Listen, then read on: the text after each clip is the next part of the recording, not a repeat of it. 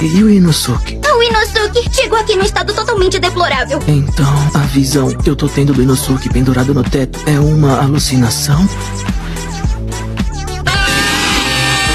Peraí, você não tinha perdido um dente lá nas águas termais? Eu acho que você tá vendo coisas. Não tô vendo coisa não. Olha o seu dente aqui. Você guardou um dente no bolso? Eu só queria guardar pra te devolver. Se livra desse negócio! Sozinho! Se tem uma coisa que eu detesto são mudanças. A mão do Sr. Muzan tá na minha cabeça.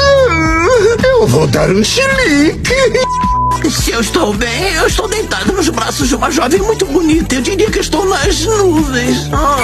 Mas que eu também caí de cabeça. Sai fora! Sou eu quem vai se tornar um Hashira! Eu acredito em você. Você só tá tentando me fazer baixar a guarda. Acha que eu não sei qual é a sua...